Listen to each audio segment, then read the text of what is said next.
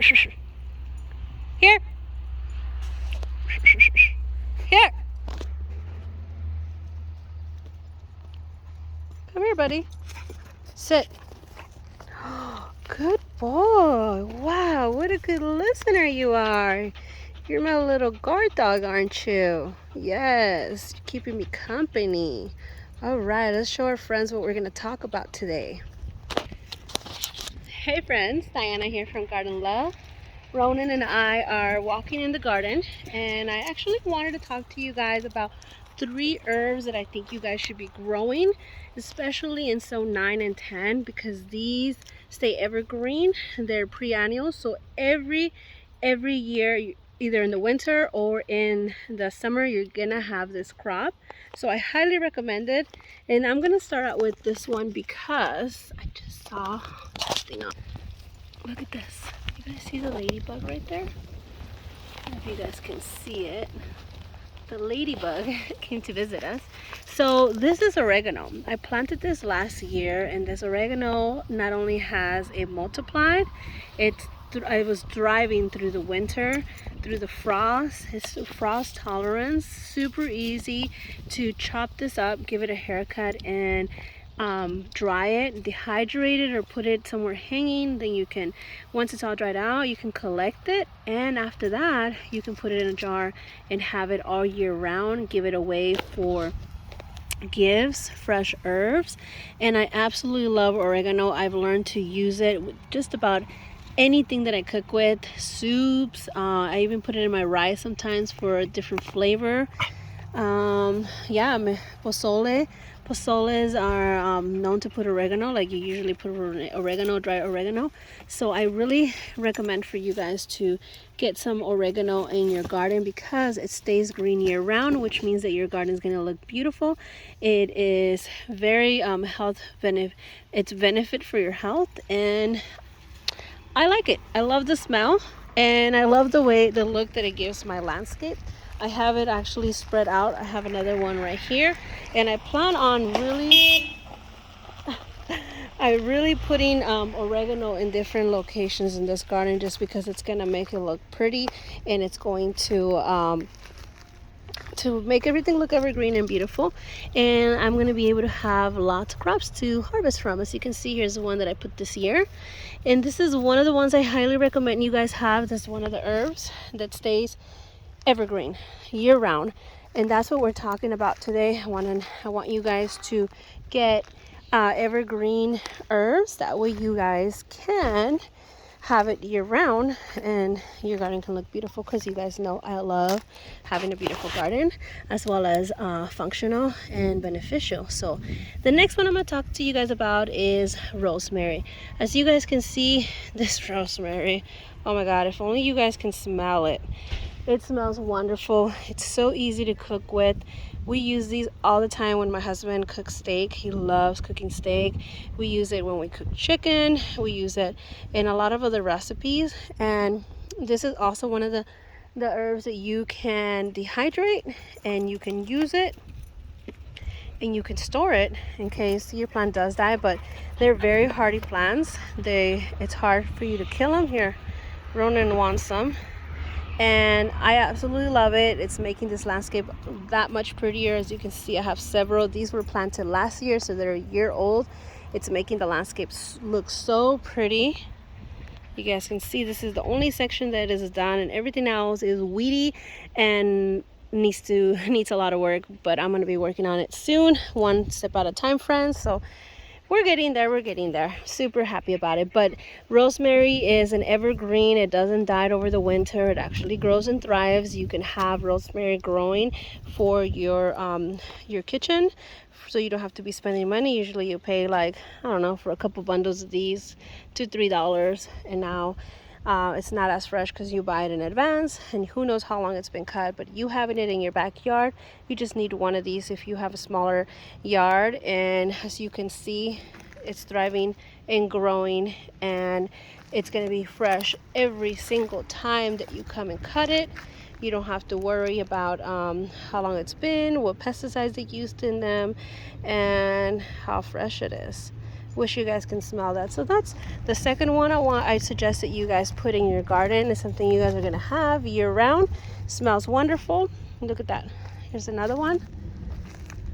And this one, it's not necessarily an herb, but it is used in a lot of cooking, and that is the Laurel bay leaf. The Laurel bay leaf, I highly suggest you guys put one in a pot. I've used to have it in a pot, and I went ahead and put it in the ground here. These grow very slow, so if you have the space, I suggest you put more than one. If you don't, you can put it in the pot, and if you put it in the ground, even better, because even though it grows pretty slow, you will have some. It grows a lot faster than it would be growing in a pot. So I really suggest that you get one ground or in the pot. Super easy to grow. They're very frost hardy. They stay evergreen year round. This is more like a tree, not necessarily a what do you call it, an herb or a little bush. I have another one growing over here, and I plan on maybe adding one or two more, but that one that I just showed you guys was there just this year. I just planted that one. This one I planted last year, and it was just about the same size as the one I just showed you, and as you can see, it is growing and thriving. The trunk is a lot bigger, if you guys can see that. And look at this. It is really nice. Pretty soon I'm going to be able to harvest from this plant. I'm looking forward to it. My mom loves collecting the bay leaves. She always comes shopping in my garden for her herbs, so I'm really excited about that.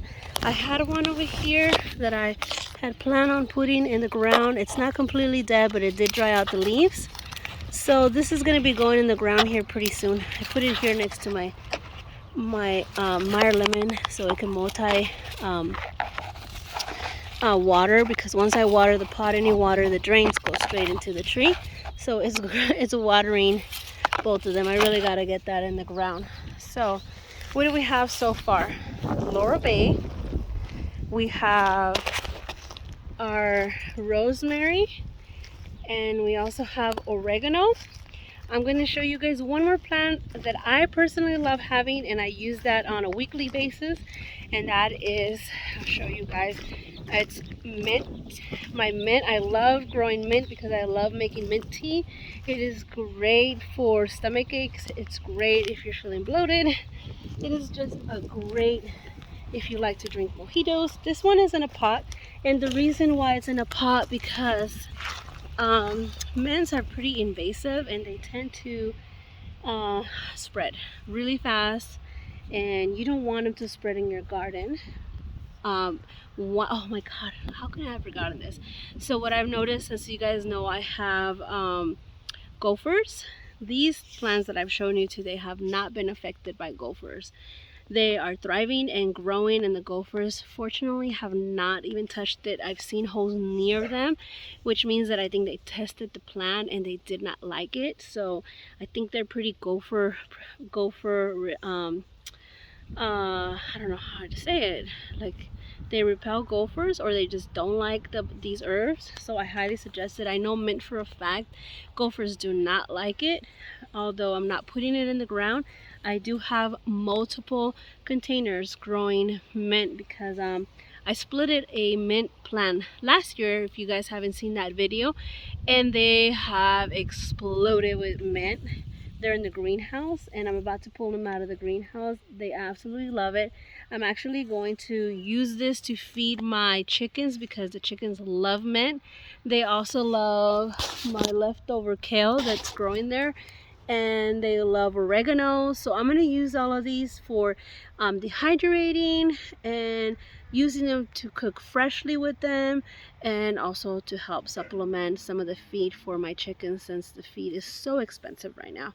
So I'm going to be doing that here pretty soon. I've been thinking a lot about sharing this with you guys because I know that you guys love growing things, and if you guys live in zone 9 and 10, mint, oregano, bay leaf, and rosemary are 4 amazing herbs for you to be growing in your garden that are gonna stay evergreen. You can use them as part of your landscape, which means that no one will ever know that they're actually there to be used for edible purposes, and they think it's part of your landscape, which I love doing that. That's what I did with these with these herbs here. It looks like it's just like a green bush, but really they're herbs that I used to cook with. And now that these rosemary have multiplied, I'm going to be dehydrating these branches and putting them in little containers and jars that I've been collecting from like spaghetti sauce and other things that we purchase to eat at home. And I'm just going to collect a good size, and in the winter maybe do like a multiple herb rub that I can share with family and friends that they can cook with, like mix them all together. I'll have to see what goes well with each other, and just like make my own garden love herb rub for your meats. And I think that would be amazing. So I'm gonna give that a try since everything's growing, and I'm gonna continue to add some of these because at some point I would like to harvest a good amount of them. Maybe there's like a little farm not far from here who sells a lot of things. Maybe I can cut a few. My daughter, she has more time than I do. She can cut a few and then she can go sell her own produce from the garden.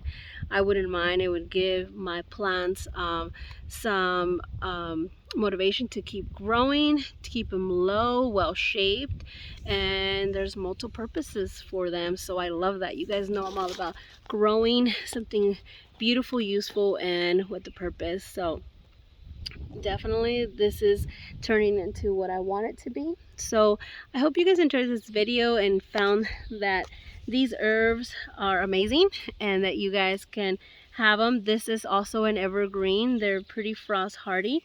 So if you were living zone 9 and 10, maybe even 7, you guys should be able to grow these herbs. They're pretty frost hardy. And let me show you guys. Let me step back for a little bit so you guys can see how amazing they look from down below. Look at that. So here you can see them.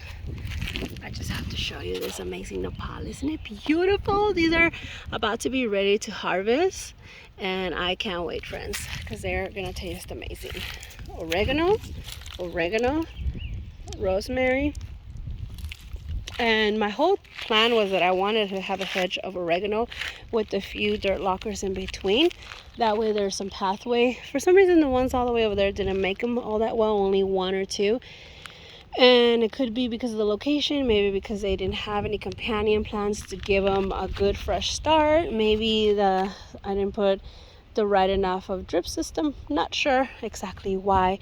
And that side gets a lot more sun than this, so it could be that it was just too hot when I planted them.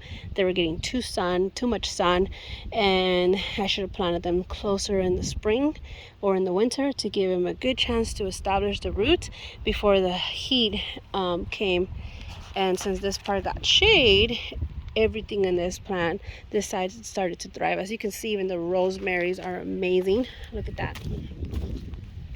Look at this. Not rosemaries, I'm sorry, the lavenders. Aren't those amazing? I love them. A lot of you guys have asked me how my Mexican sage is doing, and as you can see, dun dun dun, it is growing. It looks beautiful. It's about to get fuller like last year, and pretty soon we're going to be seeing those amazing purple stalks that were growing on that bush. We have another one up there that's looking amazing. And we have a lot of things growing here, friends, and a lot more to go and install and mulch and weed, but we'll do a different video about that. Like, I hope you guys enjoyed this video, and hopefully you guys get encouraged to grow some oregano, rosemary, laurel bay leaf, and some mint, because there are some amazing herbs to have in your kitchen garden and to cook with and have them year round, and low maintenance. Like, when I mean low maintenance, like absolutely do nothing but mulch them, put a little drip system, and they just do their own thing. Put them in a good soil where they're going to grow and thrive, and low maintenance. You don't have to worry about the gophers. You don't have to worry about them getting dehydrated because they need more water. They're actually drought tolerance. Like, I give them very minimal water, 1 little drip, and they are thriving. In fact, those didn't even have mulch because at the time I didn't have mulch, and they are thriving, friends. They are doing amazing. The only one that I would say needs a little bit more care is maybe the Laurel Bay, because it's a little bit more delicate, it's slow growing. I would just definitely put that one in the garden earlier than later, because They do not like the heat and they don't like soggy feet. So one little drip, mulch, you're good to go. All right, friends. Well, like always, I hope you have a blessed day. Grow something, create something useful and beautiful. See you in the next one. Bye.